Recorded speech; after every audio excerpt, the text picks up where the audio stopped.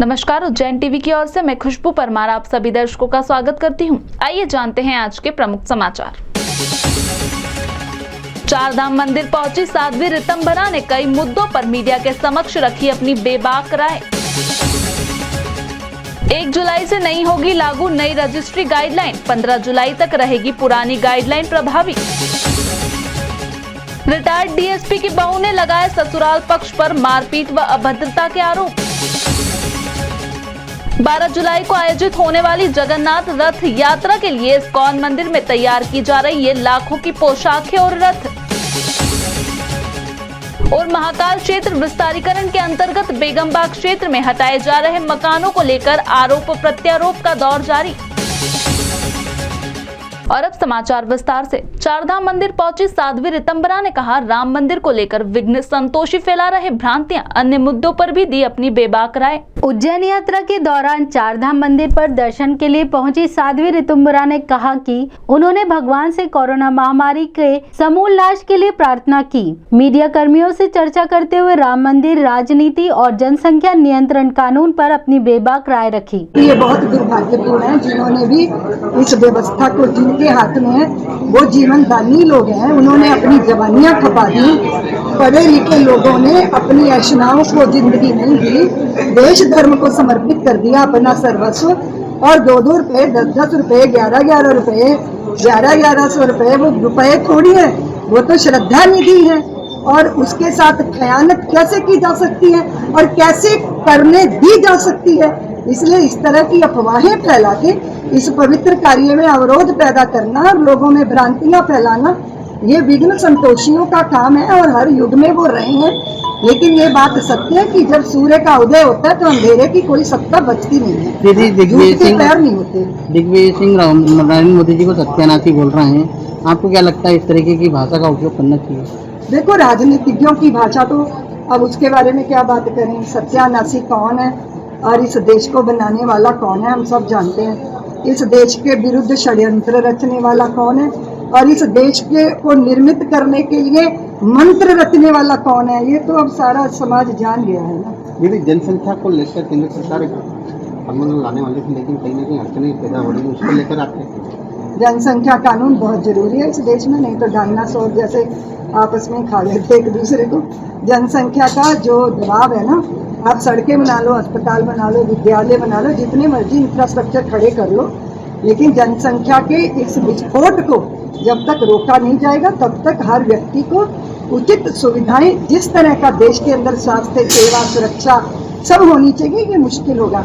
ये तो बहुत शुभ है और इसकी चर्चा पहले ही होनी चाहिए, अब होना शुरू हुई है तो निश्चित रूप से ये कार्य होना बहुत जरूरी है। 15 दिन और पुरानी दरों से होगी रजिस्ट्रियां, 1 जुलाई से नहीं होगी नई गाइडलाइन लागू, 15 जुलाई तक प्रभावी रहेगी पुरानी गाइडलाइन। वाणिज्यिक कर विभाग के उप सचिव आरपी श्रीवास्तव की ओर से मंगलवार को जारी आदेश के तहत वर्ष 2020-21 की प्रभावी बाजार मूल्य गाइडलाइन की समयावधि अब 15 जुलाई तक बढ़ाई गई है। यह आदेश जारी होने से अब 1 जुलाई से नई दरें लागू नहीं होंगी। अब 30 जून बुधवार को स्लॉट भी बुक किए जा सकेंगे। उप पंजीयन विभाग में वर्तमान में हर दिन 200 से ज्यादा दस्तावेजों का पंजीयन हो रहा है। लोगों को फिलहाल बढ़ी हुई दरों से राहत मिली है। भरतपुरी पंजीयन एसोसिएशन और सर्विस प्रोवाइडर तथा महाकाल प्रॉपर्टी ब्रोकर्स एसोसिएशन ने मोर्चा खोलते हुए दरें बढ़ाई जाने का विरोध किया था। जिला पंजीयक मंजुलता पटेल के अनुसार आदेश के तहत वर्ष 2020-21 की प्रभावी बाजार मूल्य गाइडलाइन की अवधि अब 15 जुलाई तक बढ़ाई गई है।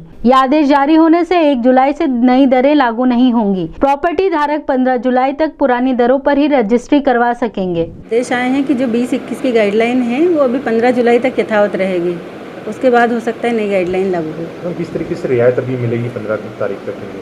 15 तारीख तक तो जो पुरानी गाइडलाइन है उसी अनुसार रजिस्ट्रियाँ होगी, उसके बाद हो सकता है कि शासन और नए आदेश जारी करें और उसी अनुसार कार्य करेंगे।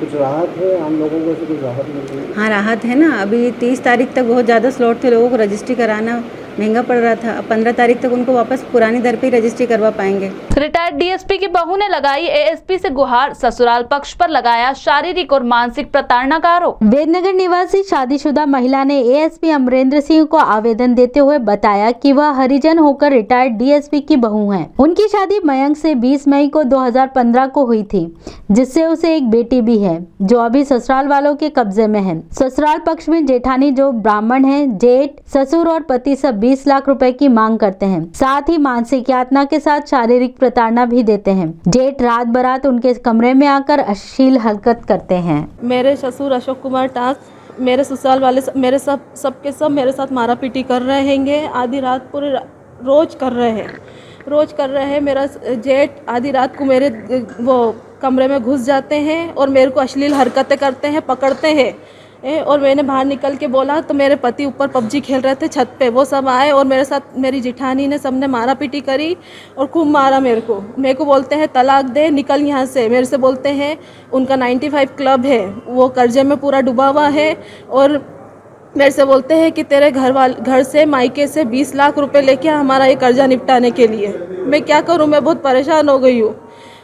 कोई मेरे नाना खेड़ा थाने पे भी गई थी तो उन्होंने मेरे को गाली बक के भगा दिया, कुछ भी नहीं करा उन्होंने। मेरी जिठानी खाना फेंक के मेरे को देती हैगी, जब बाथरूम में से पानी पी ले, यहाँ होना ही नहीं। और मेरे पति मयंक टाक, मेरे जेठ शानू टाक और मेरे ससुर अशोक टाक ये बोलते हैं कि जो ये बोलेगी वो तेरे को करना है, अगर रहना है यहाँ पे तो तेरे को वो करना पड़ेगा। देव पूर्णिमा के दिन शीतल जल से स्नान करने के बाद बीमार हो गए जगन्नाथ प्रभु अब धीरे धीरे स्वस्थ हो रहे हैं। आषाढ़ शुक्ल की द्वितीय पर निकलेंगे भक्तों को दर्शन देने। भरतपुरी स्थित इस्कॉन मंदिर में भगवान जगन्नाथ की यात्रा को लेकर भव्य तैयारियां की जा रही हैं। पूर्णिमा पर शीतल जल से स्नान करने के बाद बीमार हुए भगवान का सतत उपचार किया जाता है और आषाढ़ शुक्ल की द्वितीया तक वे स्वस्थ होकर भक्तों को दर्शन देने रथ यात्रा के रूप में निकलते हैं। इस्कॉन मंदिर की यह रथ यात्रा 12 जुलाई को बुधवारिया से आरंभ होकर इस्कॉन मंदिर पहुंचेगी। इस हेतु मंदिर परिसर में भगवान के रथ का रंग रोगन, सज्जा आदि की जा रही है। इस बाबत मंदिर पीआरओ राघव पंडित ने बताया, जगन्नाथ रथ यात्रा की तैयारियां चल रही हैं, रथ तैयार हो रहा है, उसकी पुताई रंगाई और सर्विसिंग की जा रही है। भगवान की ड्रेस बन चुकी है और साथ ही साथ भगवान की यात्रा के लिए एप्लीकेशन लगा दी गई है कि सरकार की ओर से, प्रशासन की ओर से अनुमति मिले। एक्चुअली भगवान जगन्नाथ बहुत कृपालु होते हैं। अभी बीमार चल रहे हैं, स्नान हुआ था उनका पूर्णिमा के दिन, बीमार हो गए तो वो 15 दिन बाद स्वस्थ होकर अभी क्वारंटाइन में है, निकलेंगे दर्शन के लिए और सभी को निष्प्रह होकर दर्शन देंगे। इसी तारतम्य में भगवान की आकर्षक पोशाकें पश्चिम बंगाल से आए कलाकार बड़ी तन्मयता से तैयार कर रहे हैं। लाखों रुपयों की इन पोशाकों को तैयार करने में बारीक कारीगरी में लगे ये कलाकार लगभग 2 माह तक रोज 10 से 12 घंटे कार्य करते हैं। इन पोशाकों का कच्चा माल अन्य राज्यों और विदेशों तक से यहाँ पहुँचता है। भगवान जगन्नाथ, सुभद्रा महारानी, राधा कृष्ण, ललिता, विशाखा आदि के लिए पोशाकें लगभग तैयार कर दी गई हैं। बंगाल से आए कलाकार निर्मलानंद ने इस बाबत जानकारी देते हुए कहा, ये हमारे यहाँ जो ये कपड़ा तैयार हो रहा है, मतलब जगन्नाथ के रथ के लिए तैयार किया जा रहा है और ये इसका मटेरियल जो है बम्बई से आ रहा है और दिल्ली से और वृंदावन से भी मंगाए जाते हैं और ये प्योर सिल्क कपड़े से बनाया जा रहा है और इसका जो मोती है जापानी मोती है और जापानी कसब के धागे से बनाया जा रहा है और इसका जो मतलब कारीगर है जो बंगाल से आए हुए हैं। 10 कारीगर करीबन 1.5 महीने से ये काम चल रहा है और ये तैयार कर रहे हैं। ये महाकाल विस्तारीकरण के अंतर्गत लगातार जारी है बेगमबाग क्षेत्र से मकानों को हटाने की मुहिम, फिर उठे विरोध के स्वर, सामने आए रहवासी और नुमाइंदे। महाकाल क्षेत्र के विस्तारीकरण हेतु शासन प्रशासन द्वारा 3-3 लाख रुपए देकर बेगमबाग क्षेत्र के मकान हटाए जा रहे हैं और लगातार इस मुहिम का विरोध रहवासी और वहां पहुंच रहे नुमाइंदों द्वारा किया जा रहा है। उनका कहना है कि रहवासी पट्टेदार हैं और उन्हें डरा धमका कर बेदखल किया जा रहा है। इस संबंध में वहां पहुंचे कांग्रेस अल्पसंख्यक प्रकोष्ठ के शहर अध्यक्ष माजिद लाला ने कहा, सुप्रीम कोर्ट का आदेश ये है कि 500 मीटर में जो अवैध बस्ती है, जो अतिक्रमण है वो हटाया जाए। ये अवैध नहीं है क्योंकि ये पट्टेदारी है, पट्टेदारी ना अवैध होते हैं। अब शासन ने दिया, अगर अवैध हैं तो आप शासन इनको पट्टा निरस्त करें। तो वो शासन कह रही है कि ये तो हमारी मर्जी, हमें जो ऊपर से आदेश आया हम वो कर रहे हैं, कलेक्टर साहब से बात की, ये कोई जवाब नहीं दे पाए। जब उलमाए किराम आए थे, अभी उलमाए किराम आए, उन्होंने बात की है। अगर ये कुछ नहीं करेंगे तो इसके लिए आगे भी कुछ कल से बड़ा आंदोलन किया जाएगा। इधर प्रशासन का कहना है रहवासियों द्वारा हमें सहयोग किया जा रहा है और न्यायालय आदेश पर ही संपूर्ण कार्रवाई की जा रही है। इस बाबत जानकारी देते हुए एसडीएम संजीव साहू ने कहा, इनका यही कहना था कि डरा धमकाकर मकान खाली कराए जा रहे हैं, जबकि आप सभी लोग भी देख रहे हैं हम काफ़ी सहयोग कर रहे हैं लोगों का, और बस्ती के लोग भी हमारा सहयोग कर रहे हैं। लोग खुद से मकान तोड़ रहे हैं। नगर निगम से भी हमने सामान लोगों को ले जाने के लिए ट्रैक्टर ट्रॉलियाँ उपलब्ध कराई हैं, करीब 10 ट्रॉली रोज़ लगी हुई हैं और लोग उनका भरपूर उपयोग भी कर रहे हैं। तो ऐसी कोई स्थिति जो है समझ में नहीं आती। ये जो भी लोग थे, अधिकतर लोग जो है यहाँ बस्ती से बाहर के लोग थे और उनको समझा दिया गया है कि भाई हम जो है सारे नियमों के तहत जो कार्य कर रहे हैं। युवक कांग्रेस ने विभिन्न मांगों को लेकर किया विक्रम विश्वविद्यालय के कुलपति का घेराव, सौंपा ज्ञापन। छात्रों ने मांग की कि बीएससी ऑनर्स बायोटेक्नोलॉजी विभाग का स्थानांतरण रोका जाए। बीएससी ऑनर्स बायोटेक्नोलॉजी विभाग को नई बिल्डिंग से पुरानी बिल्डिंग में शिफ्ट किया जा रहा है। छात्रों की मांग है कि इसे तत्काल रोका जाए। इसी मांग को लेकर छात्रों ने कुलपति का घेराव किया। घेराव का नेतृत्व युवा कांग्रेस के प्रदेश सचिव बबलू खींची ने किया। घेराव करने वाले छात्रों ने चेतावनी दी कि अगर भवन स्थानांतरण को नहीं रोका गया तो चरणबद्ध उग्र आंदोलन होगा। फ्रीगंज क्षेत्र के किराएदार दुकानदारों ने भवन मालिक द्वारा दुकानें तोड़ने का विरोध करते हुए सीएसपी से मुलाकात की। टावर चौक स्थित सावित्री सदन के दुकानदारों के पास यद्यपि न्यायालयीन स्टे ऑर्डर है, फिर भी उन दुकानों को तोड़ा जा रहा है। इसी को लेकर दुकानदारों ने एक शिकायती आवेदन सीएसपी हेमलता अग्रवाल को दिया। मामले की जानकारी देते हुए व्यापारियों ने बताया, सर हमारी शॉप काफ़ी सालों से सावित्री सदन टावर चौक पे है और जो अभी कौन है वो ओम श्री ओम कंस्ट्रक्शंस की तरफ से वहाँ पे तोड़ फोड़ का कार्य किया जा रहा है। वहाँ पे इलीगल है, जबकि हमारे पास में स्टे है और काफ़ी टाइम से, काफ़ी सालों से हम वहाँ पर हैं। हमारी शॉप्स हैं, सब व्यापारी संघ है हम।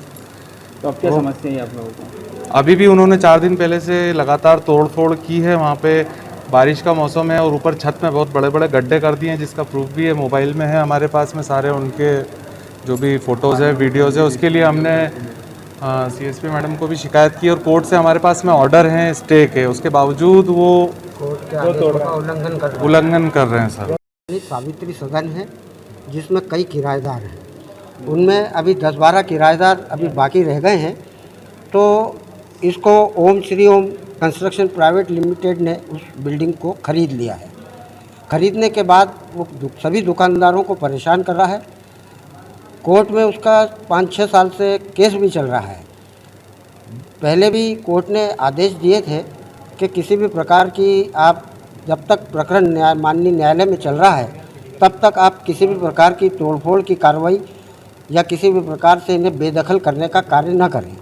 लेकिन बावजूद उसके Om Shri Om construction builders and development private limited द्वारा कि आप किराए से रहते हो या क्या? हम किराएदार हैं और बरसों से किराए से रह रहे हैं। प्रधानमंत्री आवास योजना के लाभ से वंचित ग्रामीणों ने किया कलेक्टर कार्यालय का घेराव। गांव जहांगीरपुरा के असंतोष ग्रामीणों ने कलेक्टर कार्यालय का घेराव किया। उनके असंतोष की वजह थी कि उन्हें सन 2018 से प्रधानमंत्री आवास योजना का लाभ नहीं मिल रहा है। सन 2020 में इसकी शिकायत भी की गई थी, मगर उस पर कोई कार्यवाही नहीं की गई। हम परेशान हो गए हैं, ये लोग परेशान हैं, बहुत मजदूरी करने वाले लोग हैं। ग्राम पंचायत प्रवीण राठौड़ और गोवर्धन सिंह आंजना मंत्री है, उनके पास हम सैकड़ों बार चले गए हैं। उनसे हमने बोला साहब आप हमारा कुछ करिए, यदि आप लिख के देंगे तो हमारी सुन लेंगे, तो वो लोग देने को तैयार नहीं है। वो मंत्री और सहायक सचिव का कहना है कि हम जब तक यहाँ रहेंगे जब तक तुम लोगों के कोई लाभ नहीं मिलेगा प्रधानमंत्री आवास योजना का। दूसरी तरफ प्रशासनिक अधिकारियों का कहना है कि शीघ्र कार्यवाही की जाएगी।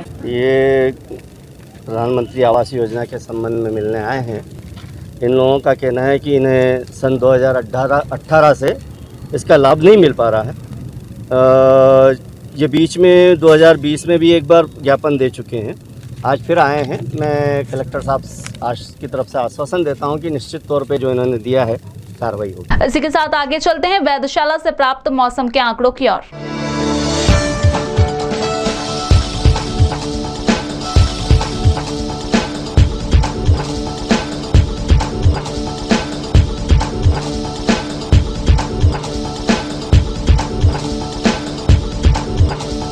अंत में प्रमुख समाचार एक बार फिर। चारधाम मंदिर पहुंची साध्वी रितंभरा ने कई मुद्दों पर मीडिया के समक्ष रखी अपनी बेबाक राय। 1 जुलाई से नहीं होगी लागू नई रजिस्ट्री गाइडलाइन, 15 जुलाई तक रहेगी पुरानी गाइडलाइन प्रभावी। रिटायर्ड डीएसपी की बहू ने लगाए ससुराल पक्ष पर मारपीट व अभद्रता के आरोप। 12 जुलाई को आयोजित होने वाली जगन्नाथ रथ यात्रा के लिए इस्कॉन मंदिर में तैयार की जा रही है लाखों की पोशाकें और रथ। और महाकाल क्षेत्र विस्तारीकरण के अंतर्गत बेगमबाग क्षेत्र में हटाए जा रहे मकानों को लेकर आरोप प्रत्यारोप का दौर जारी।